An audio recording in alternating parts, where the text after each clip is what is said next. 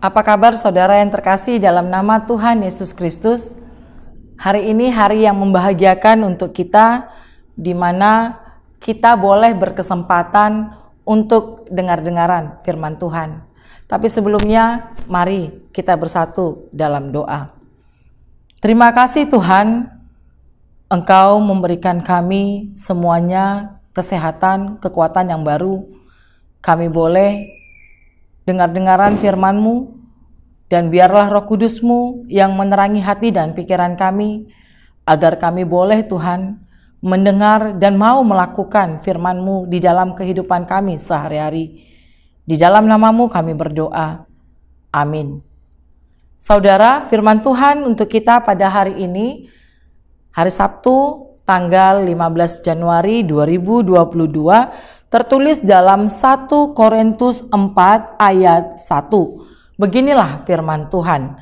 Demikianlah hendaknya orang memandang kami sebagai hamba-hamba Kristus yang kepadanya dipercayakan rahasia Allah. Yang kepadanya dipercayakan rahasia Allah.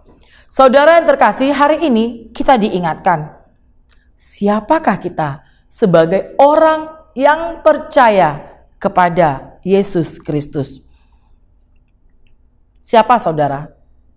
Kita adalah hamba Kristus. Kita adalah hamba Kristus. Jika kita mengaku kita adalah hamba Kristus, sudah berapa banyak orang-orang yang sudah kita layani dalam 1 minggu ini? Sudah berapa banyak orang-orang yang sudah kita layani dalam 1 minggu ini?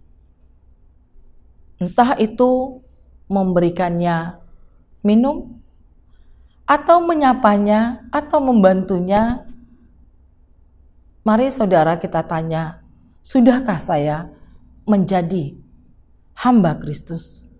Markus 10 ayat 44 berkata, barang siapa ingin menjadi yang terkemuka di antara kamu, hendaklah ia menjadi hamba untuk semuanya. Paulus mengakui dirinya, dia adalah hamba Yesus Kristus. Paulus sadar benar bahwa dirinya adalah seorang hamba dan dia tidak lebih dari seorang budak.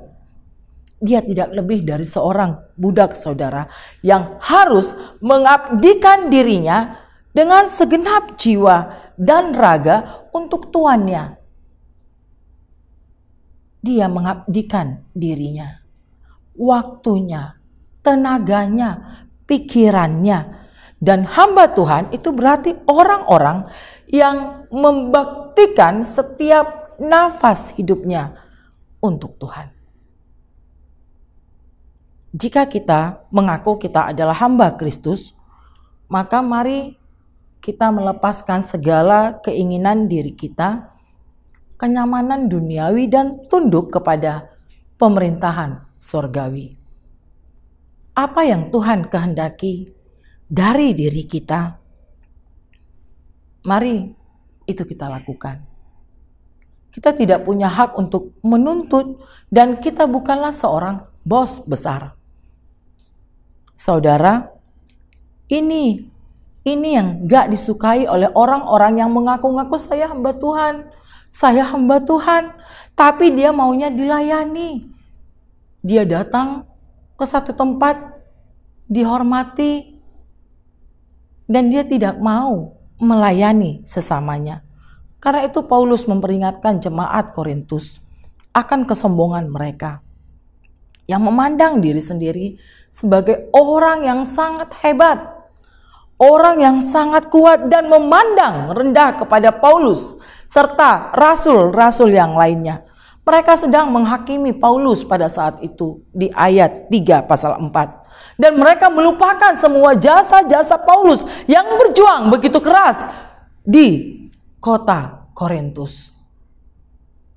Paulus dengan tegas mengatakan, tugas mereka itu menyatakan kebenaran Allah. Bukan keinginan manusia, bukan pikiran manusia, tetapi kebenaran Allah, kehendak Allah yang mau dilakukan oleh Paulus dan yang lainnya. Bukan imajinasi atau hayalan dari seorang Paulus, saudara. Tugas hamba Tuhan itu menjaga mandat kepercayaan Tuhan. Allah menitipkan tanggung jawab pelayanan kepada kita agar itu kita kerjakan dengan sebaik-baiknya. Dan dia juga menyingkap sekaligus menitipkan rahasia-rahasia Allah kepada kita. Berita keselamatan dari Tuhan yang akan kita sebarkan kepada orang-orang di sekitar kita, saudara. Berita sukacita, kebaikan-kebaikan yang sudah banyak kita terima, itu yang kita sampaikan kepada orang-orang, agar orang-orang lain juga mau percaya kepada Tuhan Yesus, bahwa Tuhanlah satu-satunya yang membawa keselamatan kepada setiap orang. Karena itu milikilah integritas. Jangan ada perilaku yang disembunyikan atau hidup dalam kepura-puraan, saudara. Pelayanan dan kehidupan sehari-hari itu menyatu dalam diri kita. Apa yang kita katakan, apa yang kita sampaikan, yang kita bicarakan itu juga kita lakukan. Itu yang menyatakan bahwa kita adalah orang Kristen yang punya integritas, yang punya komitmen. Dan ingat saudara, jangan berfokus untuk mencari puji-pujian dari manusia. Itu sebentar, itu sementara. Aduh cantik sekali, aduh ganteng kali ini Bapak Pendeta. Jangan mencari pujian dari manusia, saudara. Karena Tuhan tidak melihat popularitas, puji-pujian orang banyak, atau seberapa banyak harta yang saudara kumpulkan. Tapi Tuhan melihat seberapa banyak jiwa-jiwa yang sudah saudara layani. Berapa banyak jiwa-jiwa yang sudah terbuka hatinya melihat kasih dari kehidupan kita sebagai hamba-hamba Tuhan. Mari saudara, kita mempersiapkan diri agar hidup kita senantiasa memuliakan nama Tuhan. Berjuanglah untuk hidup seturut firman dan kehendak Allah. Jangan pernah takut memberitakan kebenaran-kebenaran Tuhan. Di tengah-tengah godaan pujian atau hinaan atau jari yang menunjuk kamu. Jangan takut saudara untuk menyatakan kebenaran dari Tuhan. Karena kita tidak bisa menyenangkan hati semua orang. Tapi tugas kita adalah menyenangkan hati Tuhan.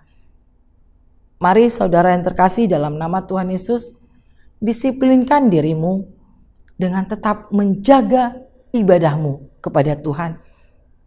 Ingatlah, kita adalah hamba Kristus. Melayani lebih sungguh. Mari saudara, kita melayani. Sama seperti anak manusia, datang bukan untuk dilayani. Kita adalah hamba Kristus yang datang untuk melayani. Amin, kita bersatu dalam doa. Bapa dalam sorga, Bapa yang kami sembah dalam nama Tuhan Yesus Kristus, kasih-Mu begitu besar, memberikan kami keselamatan. Engkaulah Raja kami yang datang untuk melayani dunia ini. Mampukan kami ya Tuhan, agar kami mau melayani dengan kerendahan hati seperti Engkau. Mau melayani sesama kami dengan sukacita. Dan biarlah damai sejahtera daripada-Mu senantiasa hadir di dalam hati dan pikiran kami, sehingga kami boleh tetap memberitakan berita Injil sukacita kepada orang-orang di sekitar kami. Tuhan, kami serahkan semua kehidupan jemaat-Mu di dalam tangan pengasihan-Mu. Biarlah Tuhan yang senantiasa berkarya di dalam setiap harapan, impian, cita-cita dari setiap umat-Mu Tuhan. Berikan hikmat kebijaksanaan agar boleh melakukan segala kehendak-Mu di dalam kehidupannya sehari-hari. Sehingga dia boleh menjadi pemenang dalam menghadapi setiap pergumulan kehidupannya.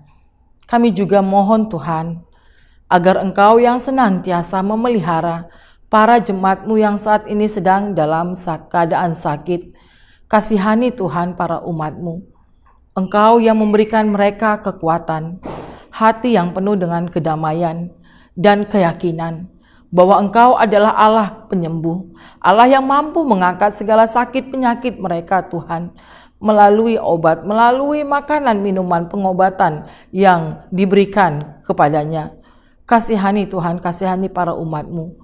Berikan mereka kekuatan untuk berjuang melawan segala sakit penyakitnya, sehingga mereka boleh Tuhan menerima kesembuhan dari-Mu dan bersorak-sorak memuji nama-Mu. Berkati kami semua Tuhan, ampunkan kami dari segala dosa-dosa kami. Di dalam nama-Mu kami berdoa dan bersyukur. Anugerah Tuhan kita Yesus Kristus dan kasih setia Allah Bapa dan persekutuan Roh Kudus kiranya memelihara kamu sekalian. Amin.